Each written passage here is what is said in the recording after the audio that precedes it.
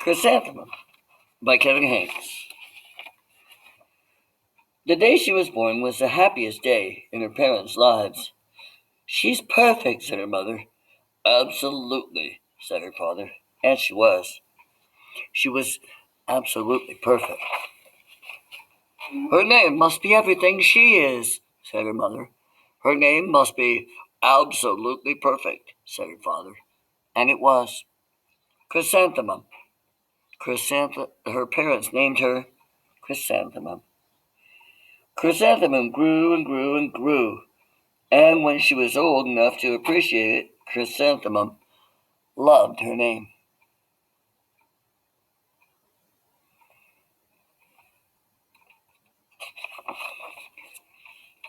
She loved the way it sounded when her mother woke her up. She loved the way it sounded when her father called her for dinner.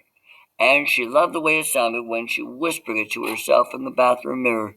Chrysanthemum, chrysanthemum, chrysanthemum. Chrysanthemum loved the way her name looked when it was written with ink on an envelope.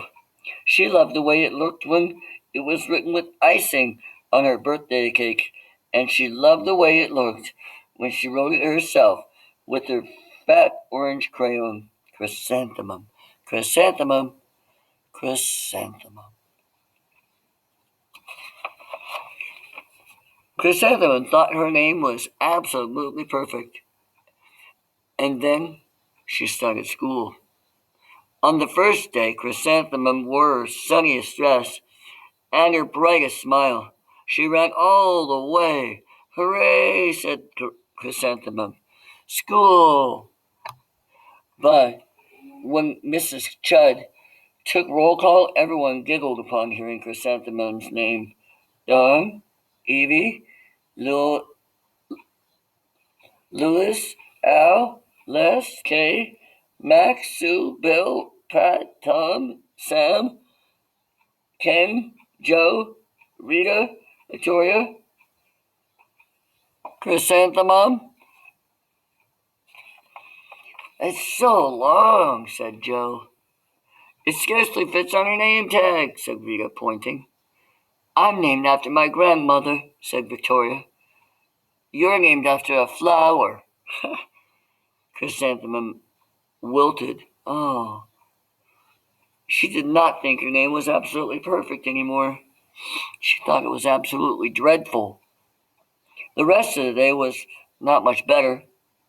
During nap time, Victoria raised her hand and informed Mrs. Chudd that Chrysanthemum's name was spelled with 13 letters. That's exactly half as many letters as there are in the entire alphabet, Victoria explained. Thank you for sharing that with us, Victoria, said Mrs. Chudd. Now, put your head down. If I had a name like you, I'd change it, Victoria said, as the students lined up to go home. I wish I could, thought Chrysanthemum miserably. Welcome home, said her mother. Welcome home, said her father. School is no place for me, said Chrysanthemum. My name is too long. It scarcely fits on my name tag, and I'm named after a flower. Oh, pish, said her mother. Your name is beautiful. And you're precious and priceless and fascinating and winsome, said her father. It's everything you are, said her mother. Absolutely perfect, said her father. How's Chrysanthemum feeling? Not too happy. Chrysanthemum felt much better after her favorite dinner, macaroni and cheese with ketchup, and an evening filled with hugs and kisses and parcheesi. That night, Chrysanthemum dreamed that her name was Jade, an extremely pleasant dream. Dreaming.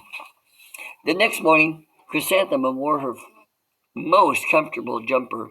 She walked to school as slowly as she could. She dragged her feet in the dirt. Chrysanthemum, chrysanthemum, chrysanthemum, she wrote. She even looks like a flower, said Victoria, as Chrysanthemum entered the playground. Let's pick her, said Rita, pointing. Let's smell her, said Joe. Chrysanthemum wilted. She did not think her name was absolutely perfect. She thought it was absolutely dreadful. The rest of the day was not much better.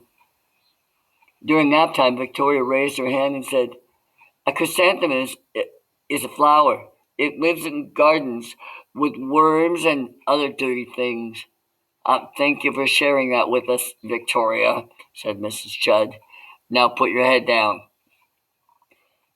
"I just cannot believe your name," Victoria said as the students lined up to go home. "Neither can I," thought Chrysanthemum miserably. "Welcome home," said her mother. "Welcome home," said her father. "School is no place for me," said Chrysanthemum. "They said I even looked like a flower. They pretended to pick me and smell me." "Oh, pish," said her mother. "They're just jealous and envious and begrudging and discontented and jaundiced," said her father. "Who wouldn't be jealous of a name like yours?" said her mother. "After all, it's absolutely perfect," said her father. Chrysanthemum felt a trifle better after her favorite dessert, a chocolate cake with buttercream frosting, and another evening filled with hugs and kisses and parcheesi.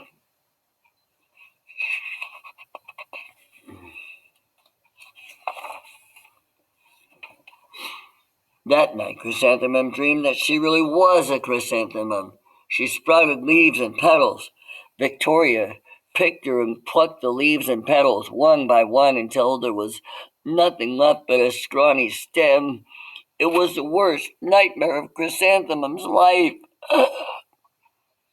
Chrysanthemum wore her outfit with 7 pockets the next morning.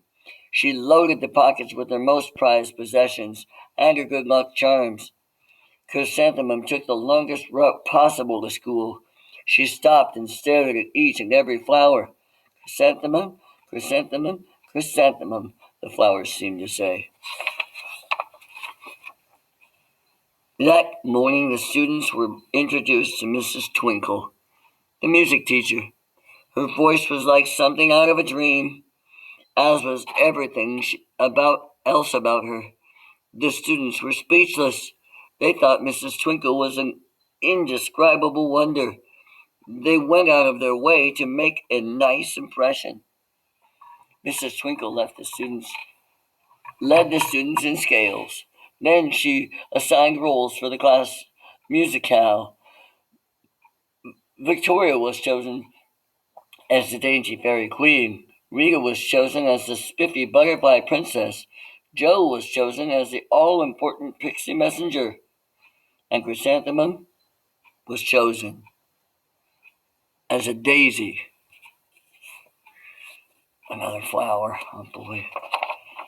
"Ha! Chrysanthemum's a daisy, chrysanthemum's a daisy," Joe, Rita, and Victoria chanted, thinking it was wildly funny. Chrysanthemum wilted. She did not think her name was absolutely perfect. She thought it was absolutely dreadful. "What's so humorous?" asked Miss Twinkle. "Chrysanthemum," was the answer. "Her name is so long," said Joe. "It scarcely fits on her name tag," said Rita, pointing. "I'm named after my grandmother." "I'm named after my grandmother," said Victoria. "She's named after a flower." "My name is Long," said Miss Twinkle. "It is?" said Joe. "My name would scarcely fit on a name tag," said Mrs. Twinkle. "It would?" said Rita, pointing. "And," said Mrs. Twinkle, "I'm named after a flower, too." "You are?" said Victoria. "Yes," said Miss Twinkle. "My name is Delphinium." "Delphinium Twinkle. And if my baby is a girl, I'm considering Chrysanthemum as a name. I think it's absolutely perfect." Chrysanthemum could scarcely believe her ears. She blushed. She beamed. She bloomed. Chrysanthemum, chrysanthemum, Chrysanthemum. Joe, Rita, and Victoria looked at Chrysanthemum longingly. Call me Marigold, said Joe. I'm Carnation, said Rita, pointing. My name is Lily of the Valley, said Victoria.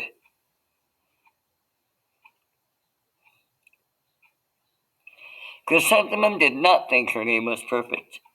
Absolutely. She knew it.